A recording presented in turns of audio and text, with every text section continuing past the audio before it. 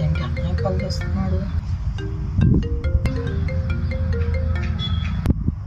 Hello, చెప్పండి. చూడు తమ్ముడు, నా దగ్గర టైం అసలు లేదు. ఆ ఊర్లో ఉన్న పొలం అమ్మేసి నా బాట నాకు పంపించి,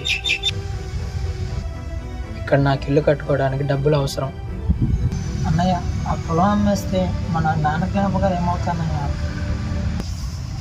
ఏయ్, నా జ్ఞాపకాలు వద్దురా, డబ్బులే కావాలి. రేపు డాక్యుమెంట్లు పంపించు, సంతకం పెట్టి పంపిస్తా.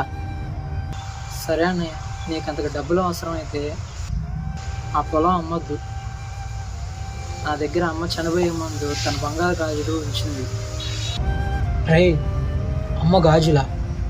అవి కావాలంటే నీ ఇంటి కోసం తీసుకో, ఆ పొలం మాత్రం అమ్మొద్దు అన్నయ్య.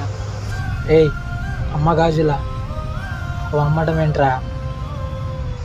నాకు బంగారు గాజుల కంటే అన్నయ్యే ఎక్కువ.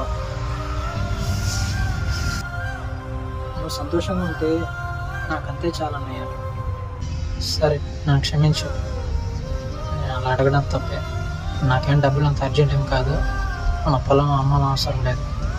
నేను నీకోసం ఊర్లో ఎదురు చూస్తుంటా. త్వరగా వచ్చాయన్నయ్య.